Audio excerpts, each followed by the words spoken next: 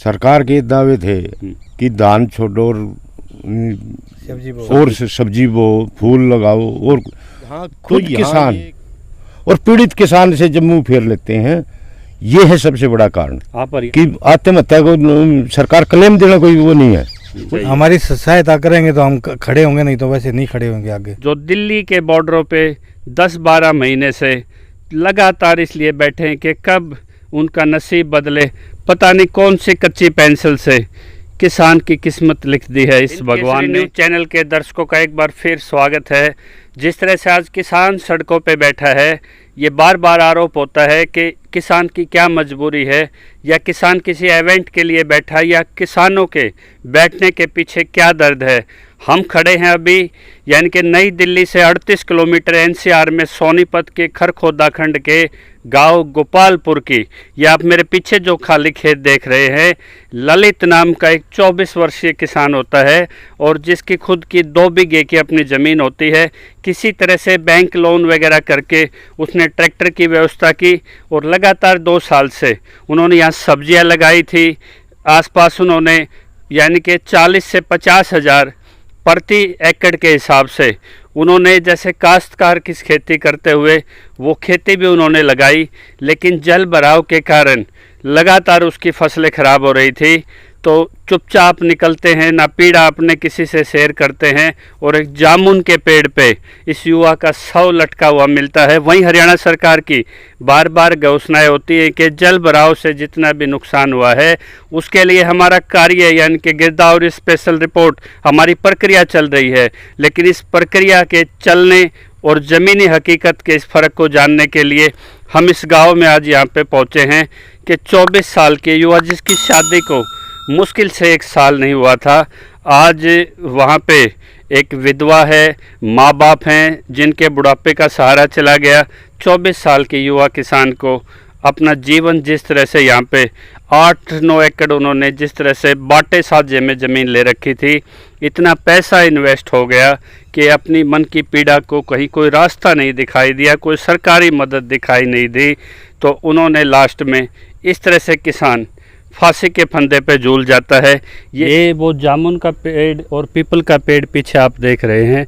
यहाँ ललित किसान घर से आता है और यहाँ इस पेड़ पे उन्होंने अपना फंदा लगा के अपना जीवन समाप्त कर दिया। ये एक मैसेज और सबके लिए आँख खोलने वाली घटना थी, और इस घटना से जिन बुज़ुर्गों ने उनको काम करते देखा था उनके दिल में भी पीड़ा है। ये उनसे बात करते हैं। हाँ जी, आपने ललित को खेती करते हुए देखा, कैसा मेहनती बच्चा था? बच्चा मेहनती था जी। तो जो और भी खेती करते काम कराया था जी घनी, और भी जो खेती बाड़ी करते हैं, हाँ जी, उन लोगों पे कैसा इसका असर गया है? जी बहुत घना गया जी। मेहनती लड़का था जी। वो ममता जी 70-75 साल के हो गए। हम तो जी कदे देखा हुआ था जी, बहुत काम कराया करता जी। तो सरकार से आप चाहते हैं सरकार को इनकी मदद करनी चाहिए जी। हम तो जी कहा भगवान उसको मदद करे और भगवान कुछ अच्छा दे। अच्छा लड़का था जी। हाँ। ये उस लड़के का चाल चलन कंडक्ट है जिसको आज भी वृद्ध किसान एक मानते हैं कि बहुत मेहनती लड़का था। हाँ, और इनको एक समय एक मदद मिलनी सर आपको। मेरा परमजीत है जी। ये परमजीत हैं, उस किसान के चाचा हैं जिन्होंने बच्चे को एक परवरिश दी, एजुकेशन दी, लेकिन जब रोज़गार का कोई साधन नहीं होता तो ये किसानों के बेटे खेती में कम से कम अपराध या भीख की तरफ ना जाके अपनी मेहनत करना पसंद करते हैं। उन्होंने कितनी एकड़ ज़मीन थी जी उनके पास अपनी परमजीत की? उसकी थी 2 बीघे। तो कितनी ज़मीनें वो लेते थे? 8 किले वो लेते थे। तो जिस खेत में आप खड़े हैं यहाँ कौन सी फसल लगाई? यहाँ लगाई थी खीरे जी। और ख़त्म, खीरे ख़त्म हो गए जी। और उससे पहले क्या फसल लगाई थी? पहले था वो टमाटर, वो भी ख़त्म हो गया था। और धान में जल भराव से क्या स्थिति रही? धान नहीं लगाते हैं जी, सब्जी लगाते हैं ज़्यादा। सब्जी के थे ये? हाँ, सब्जी लगाएंगे, और भी भिंडी टमाटर ये लगाते हैं ज़्यादा कर जी। हाँ जी, आपका नाम जी? अनिल। आप उनके रिश्तेदार हैं? हाँ जी, मैं उनका रिश्तेदार हूँ। बहुत बढ़िया लड़का था, बहुत मेहनती था। नौकरी के लिए भी काफ़ी प्रयास किया उसने, पर उसको सफलता नहीं मिली। तो आखिरकार अपनी बाध्य जमीन लेके बोना खाना। आपके परिवार को कैसे पता लगा कि भाई ललित आज नहीं रहे हमारे बीच में?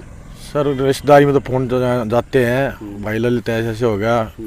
हमने पिछले 2-3 साल से ये मतलब अपन ज़मीन लेते थे और ज़मीन से ही अपना घर परिवार सब कुछ अपना करते। हाँ, बात साझ है। ये खुद की तो 2 बीघे ज़मीन है, पर इसने मेहनत से अपना ट्रैक्टर भी लिया है, लोन पे ले रखा है, कर्जा किया है, ब्याज पे पैसे लिए, और फिर गांव वाले की अपने घर कोन की ज़मीन लेके वो बोते थे। मतलब कई बार मेरे पास भी आए दिल्ली, तो कह रहे थे चाचा काम तो ठीक चल रहा है, पर ये ऊपर वाले देन है, कभी बारिश, कभी सूखा, कभी कुछ, फसलें खराब हो जाती है। फसलें खराब हो जाए सारी। तो यहाँ पे प्रशासन की तरफ से कोई मदद आई है उनकी? नहीं सर, मैं तो अभी आया था 2 घंटे पहले, ऐसा मैंने तो कुछ लगाया नहीं, कोई मतलब प्रशासन आया कोई। का कैसे पता लगा, किस तरह हुई उनकी मौत? तो सर वो सुबह आए थे, वो बता रहे घर के भी जोत बत्ती करके गए हैं, बालक भी आए थे साथ में। शाम को खेत में मतलब उनकी बीवी साथ में आई थी, खेत में सुबह जोत लगा गए यहीं पे। तो शाम को खेत में आते थे डेली घूमने के लिए। किसान आता है? हाँ, वो देखने आता था भाई कि कैसे क्या करूँ क्या नहीं, मतलब कुछ टेंशन ज़्यादा हो गई थी खेत के प्रति। अब तो घर बता के दुनिया में खेत में जा रहा हूँ, एक वो रस्सी उठाई और वो अपने आगे खेत में बैठ गया। उसको फिर पता ही नहीं चला कि मतलब कैसे क्या हुआ, कैसे क्या, मतलब हमारे उससे तो ये लगता है कि खेती की उससे ललित बेटे ने जो अपनी जान दे दी। तो ये परिस्थितियाँ रही हैं? हाँ जी। क्या ये इस घटना के बाद क्या परिवार में कोई साधन रह गया उनके? नहीं, एक यही था कमाने खाने वाला, छोटा भाई है, उसको तो ऐसा कुछ है नहीं, वही करता सारी मेहनत, ट्रैक्टर से भाड़ा बूढ़ा जोती पड़ोसी वही खत करता था और सारे काम करता था, वही करता था, वही संभालती उसकी। क्या मांग करेंगे जी सरकार से? एक बाप का सहारा चला गया, एक जो बिटिया अभी विवाहित हुई थी कुछ दिन पहले, उसका सुहाग चला गया, क्या करें जी? एक परिवार का दीपक बुझ गया बिल्कुल।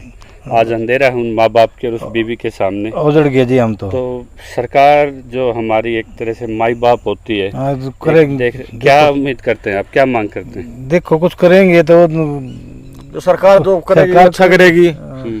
सरकार ने समझना चाहिए भाई कि परिवार में माँ बाप का एक ही लड़का था, वही। हालांकि उनके जीवन का कोई क्षतिपूर्ति किसी पैसे से नहीं हो सकती, नहीं ऐसे कुछ नहीं हो सकता, लेकिन पिताजी के और उस लड़की का जिसका पूरा जीवन है। हमारी इच्छा यही है सर, जो बच्ची है आनी बेटिया है, उसका कुछ सहारा लग जाए सरकार की ओर से। हमें तो कोई कुछ वो चाहिए नहीं, हमने सारे हम बेटिया थोड़ा सहारा लग जाए, अपने थोड़ा काम चल जाए। क्या नाम है? ये पीड़ा है किसान की, जो दिल्ली के बॉर्डरों पे 10-12 महीने से लगातार इसलिए बैठे हैं कि कब उनका नसीब बदले। पता नहीं कौन सी कच्ची पेंसिल से किसान की किस्मत लिख दी है इस भगवान ने, ना सरकार सुन रही। और जो किसान नेताओं जिनको बातचीत पे, जो इनका MSP कानून और इनकी मांगों पे बैठना चाहिए, वो भी इसको कहीं ना कहीं लंबा खींच रहे। और सरकार इसी किसान को थका हरा के मार रही है, जो आज पेड़ों पे जिनके फंदों पे उनके 100 मिलते हैं। लेकिन क्या इस घटना से किसी का दिल पसीजेगा?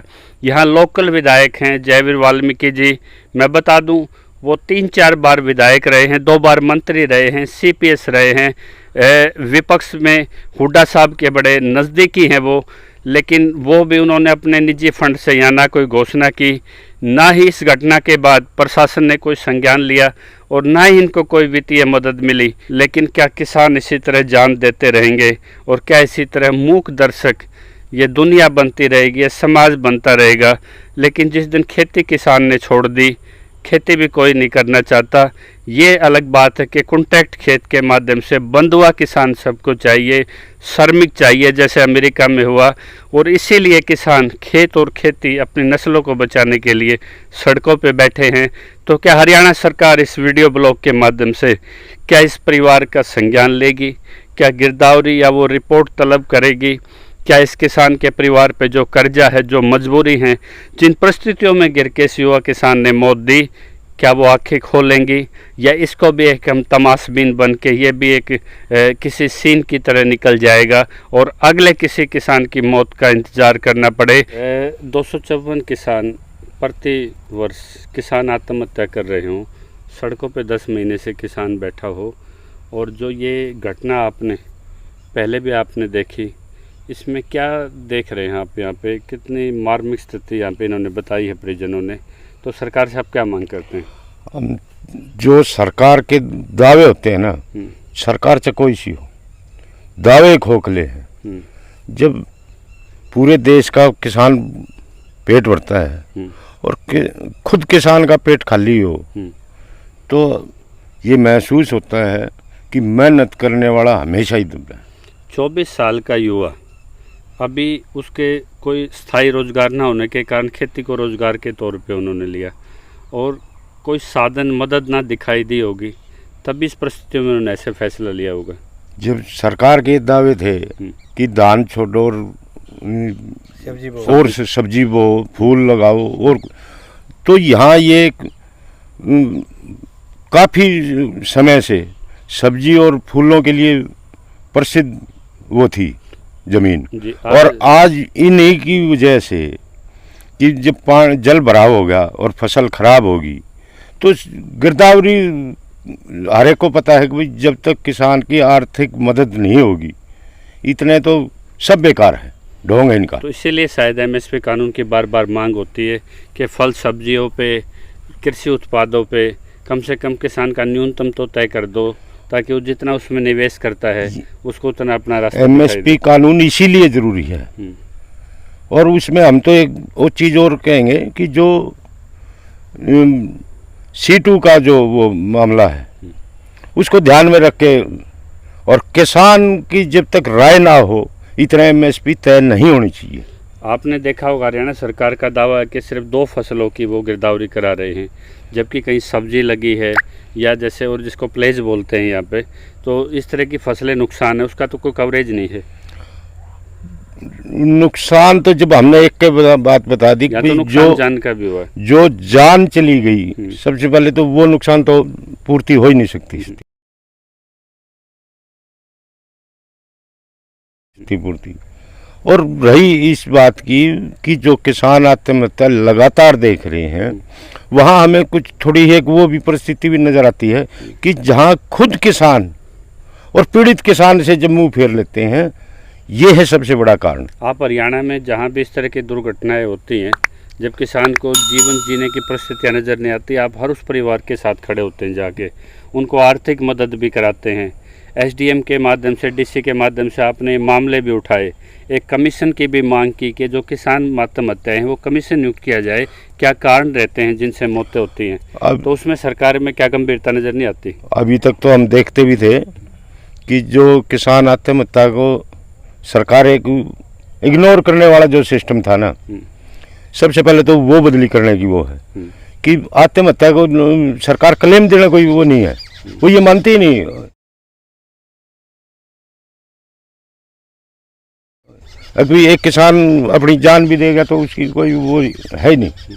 तो ये सिस्टम चेंज करने का है। अब जिस तरह यहाँ से विधायक हैं कांग्रेस के, सरकार है बीजेपी की, किसान तो इसी के बीच में फंस के रह गया।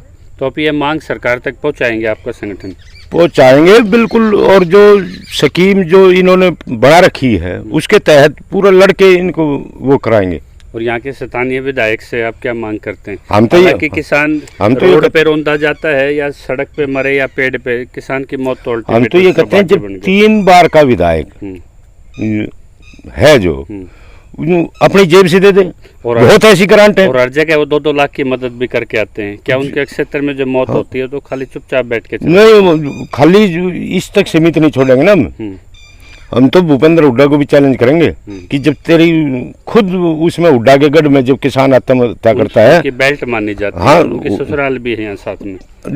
वही बात है ना। अब जब ये हुड्डा के गढ़ में ही किसान आत्महत्या करेगा, जिस तरह पीछे हड़ताल का मुद्दा था, पीछे उसका खुड्डड़ का मामला था, रोड का मामला था, दया साहब जैसे हम ससुराल भी है मटिंडो में हुड्डा साहब है, तो क्या सिर्फ उनके नुमाइंदों की राजनीति की रखवाली करते रहेंगे यहाँ के किसान, या जब उनकी मौत होती है तो वो इस पे प्रबल तौर पे भी खड़े होंगे कि आपको मदद करनी चाहिए? हमारी सहायता करेंगे तो हम खड़े होंगे, नहीं तो वैसे नहीं खड़े होंगे आगे। ये सीधा सा इन्होंने संकेत दे दिया है धनखड़ साहब ने भी कि हम मामला जोर शोर से उठाएंगे, पक्ष के सामने भी विपक्ष के सामने भी, और सरकार को स्वयं आगे आना चाहिए कि इन परिस्थितियों में संज्ञान ले इस चीज़ का। और जहाँ तक मेरे चैनल के माध्यम से जो भी किसान हितैषी विधायक हैं, एमपी हैं, सरकारें हैं, वो इस तरह की घटनाओं पे कमीशन नियुक्त करे और इस परिवार को कम से कम सीधा आर्थिक, कम से कम हम ये कहते हैं कि 25 लाख रुपए की न्यूनतम उनको मदद जारी करे, ताकि जो उनकी बीवी है, उनके जो माँ बाप हैं बुढ़ापे में, उनको एक सहारा नज़र आए, उसको डेस्टिट्यूट यानी कि एक तरह से बेगारी का जीवन, उनको एक दया दृष्टि का जीवन ना जीना पड़े। तो ये हालात आज सरकार को चौंकाने के लिए काफ़ी हैं और ये दिखाते हैं कि आज कृषि कितनी विकट परिस्थितियों में है। यदि कृषि लाभ का चीज़ होती तो स्थितियाँ गाँव-गाँव में नहीं होती। हमारे साथ प्रदीप धनखड़ जी पहुँचे हैं टिकरी बॉर्डर से और इन्होंने एक आंकड़ा रखा था कि 254 किसान आत्महत्याएं हरियाणा जैसे प्रदेश में होती हैं जहां खुशहाली और कृषि मंत्री के बड़े बड़े दावे होते हैं, तो वो सिलसिला आज भी नहीं रुका। 3.5 लाख मौतें प्रति वर्ष होती हैं। तो इस तरह की जब ये हालात हों तो कहीं ना कहीं नीतियों में कमी है, किसान की मेहनत में कमी नहीं है। और युवा किसान भी अगर घुटने टेक देता है इन परिस्थितियों के तो समस्या बड़ी विकट है। आइए इसी के साथ जो भी आपके कमेंट्स राय हों वो सभ्य तरीके से आप ज़रूर डालिए। जय किसान।